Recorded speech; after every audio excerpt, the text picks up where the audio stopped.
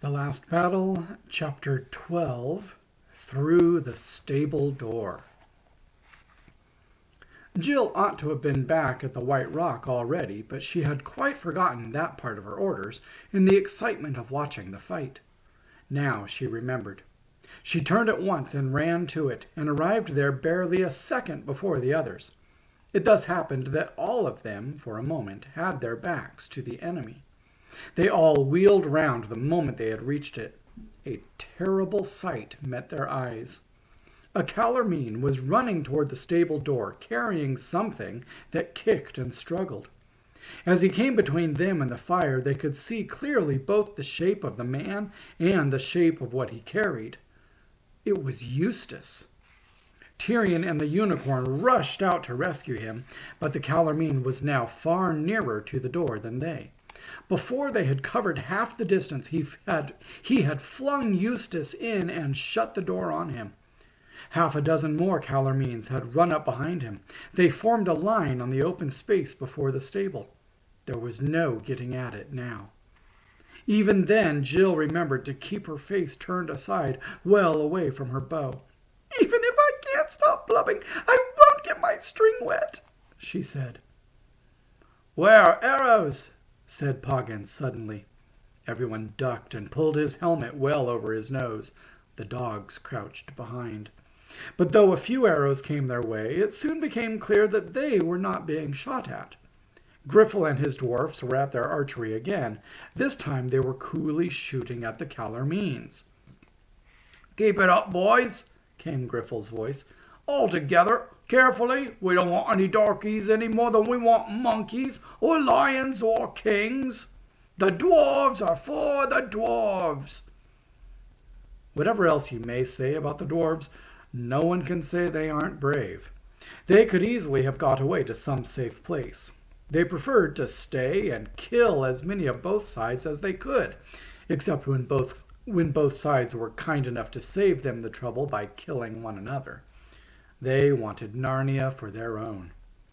What perhaps they had not taken into account was that the Calormenes were mail-clad, and the horses had had no protection. Also, the Calormenes had a leader. Rishtatar Khan's voice cried out, "30 of you keep watch on those fools by the White Rock. The rest after me, that we may teach these sons of earth a lesson." Tyrion and his friends, still panting from their fight and thankful for a few minutes' rest, stood and looked on while the Tarkhan led his men against the dwarfs. It was a strange scene by now. The fire had sunk lower. The light it gave was now less and of a darker red. As far as one could see, the whole place of assembly was now empty, except for the dwarfs and the Calormenes. In that light, one couldn't make out much of what was happening. It sounded as if the dwarfs were putting up a good fight. Tyrion could hear Griffel using dreadful language, and every now and then the Tarkhan calling, "Take all you can alive! Take them alive!" Whatever the fight may have been like, it did not last long. The noises of it died away. Then Jill saw the Tarkhan coming back to the stable. 11 men followed him, dragging 11 bound dwarves. Whether the others had all been killed, or whether some of them have got away, was never known.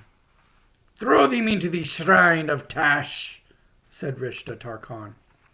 And when the 11 dwarfs, one after the other, had been flung or kicked into that dark doorway, and the door had been shut again, he bowed low to the stable and said, "These also are for thy burnt offering, Lord Tash." And all the Calormenes banged the flats of their swords on their shields and shouted, "Tash! Tash! The great god Tash! Inexorable Tash!" There was no nonsense about Tashland now.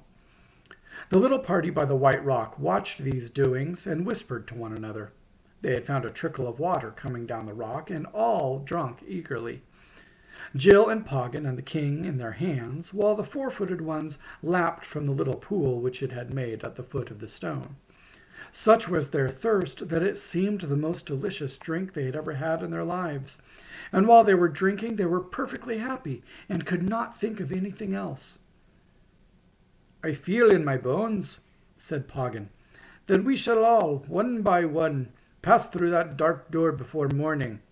I can think of 100 deaths I would rather have died. Indeed, it is a grim door, said Tyrion. It is more like a mouth. Oh, can't we do anything to stop it? Said Jill in a shaken voice. Nay, fair friend, said Jewel, nosing her gently. It may be for us the door to Atlan's country, and we shall sup at his table tonight. Rishta Tarkan turned his back on the stable and walked slowly to a place in front of the White Rock. Hearken, he said.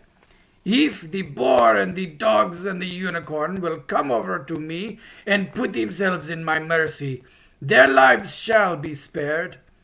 The boar shall go to a cage in the Tisroc's garden, the dogs to the Tisroc's kennels, and the unicorn, when I have sawn his horn off, shall draw a cart. But the eagle, the children, and he who was the king shall be offered to Tash this night. The only answer was growls. Get on, warriors, said the Tarkhan. Kill the beasts, but take the two-legged ones alive. And then the last battle of the last king of Narnia began. What made it hopeless, even apart from the numbers of the enemy, was the spears.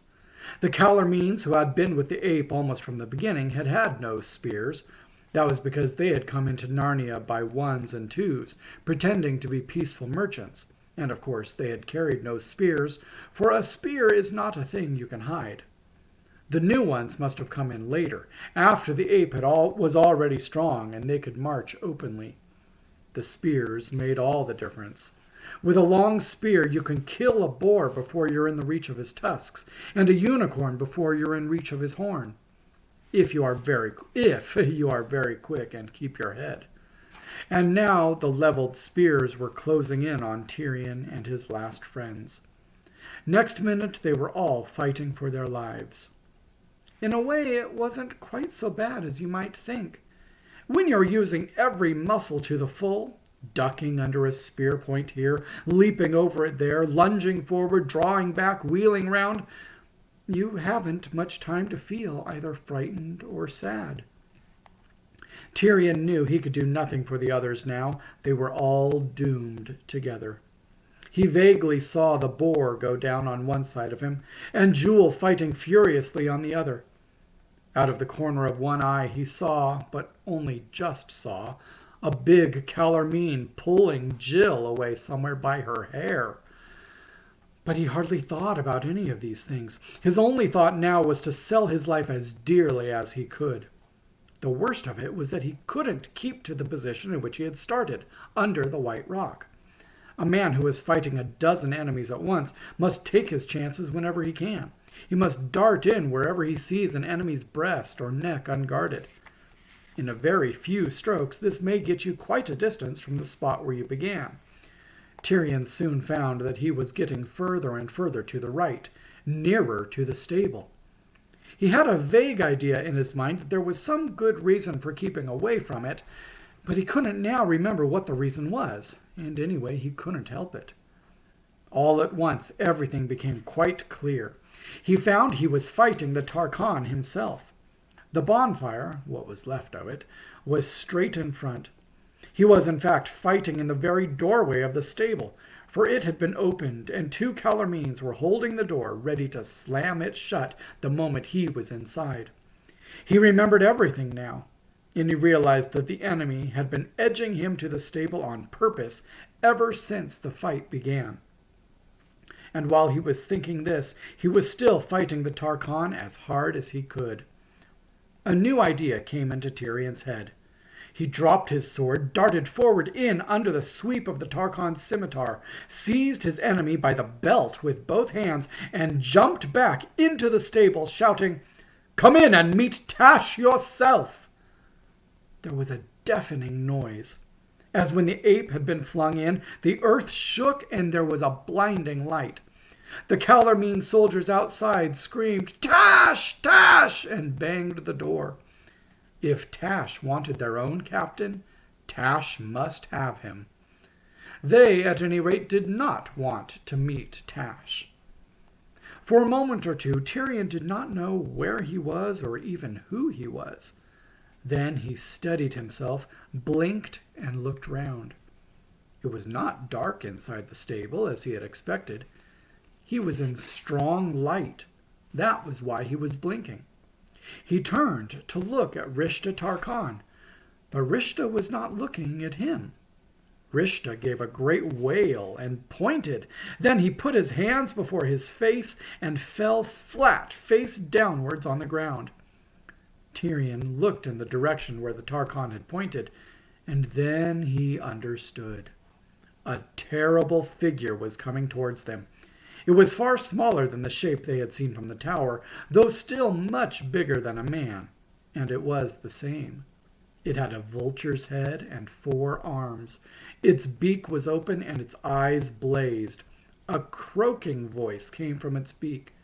"Thou hast called me into Narnia, Rishta Tarkan. Here I am. What hast thou to say?" But the Tarkan neither lifted his face from the ground nor said a word.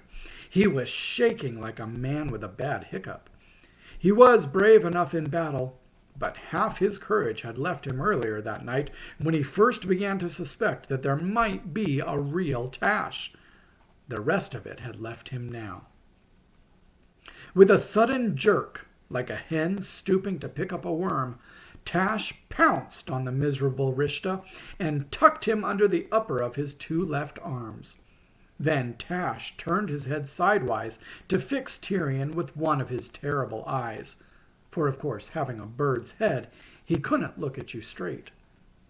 But immediately from behind Tash, strong and calm as the summer sea, a voice said, "Begone, monster, and take your lawful prey to your own place, in the name of Aslan and Aslan's great father, the Emperor over sea."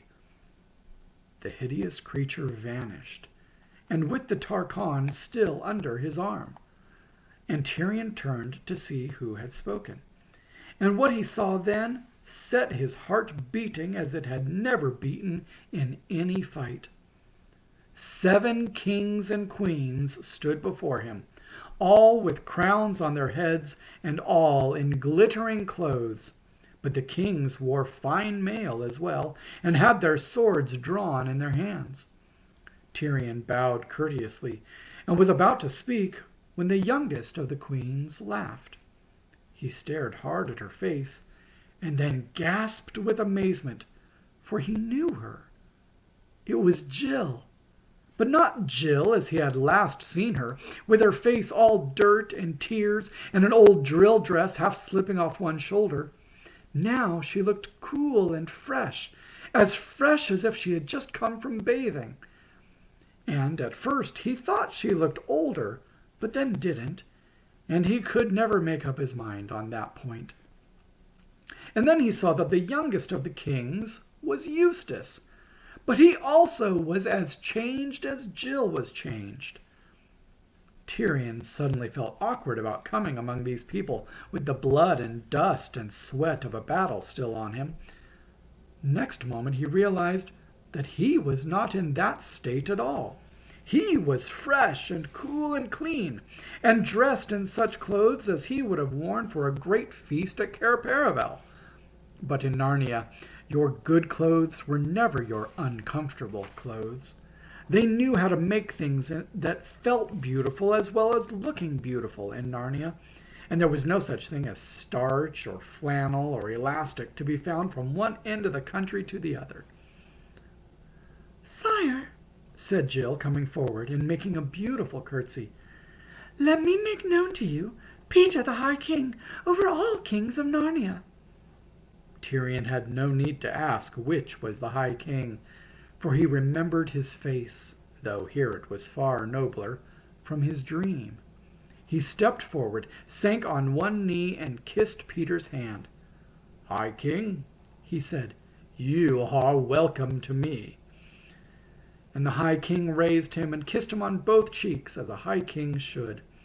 Then he led him to the eldest of the queens, but even she was not old, and there were no gray hairs on her head and no wrinkles on her cheek, and said, "Sir, this is that Lady Polly who came into Narnia on the first day, when Aslan made the trees grow and the beasts talk." He brought him next to a man whose golden beard flowed over his breast, and whose face was full of wisdom. "And this is my brother, King Edmund, and this is my sister, the Queen Lucy." "Sir," said Tirian when he had greeted all these, "if I have read the chronicles aright, there should be another. Has not your majesty two sisters? Where is Queen Susan?" "My sister Susan," answered Peter shortly and gravely, "is no longer a friend of Narnia." "Yes," said Eustace, "and whenever you've tried to get her to come and talk about Narnia or anything about Narnia, she says, 'What wonderful memories you have! Fancy, you're still thinking about all those funny games we used to play when we were children.'" "Oh, Susan," said Jill. "She's interested in nothing nowadays except nylons and lipstick and invitations. She always was a jolly sight too keen on being grown up." "Grown up indeed," said the Lady Polly. "I wish she would grow up. She wasted all her school time wanting to be the age she is now, and she'll waste all the rest of her life trying to stay that age. Her whole idea is to race on to the silliest time of one's life as quick as she can, and then stop there as long as she can." "Well, don't let's talk about that now," said Peter. "Look, here are lovely fruit trees. Let's taste them." And then, for the first time, Tirian looked about him and realized how very queer this adventure was.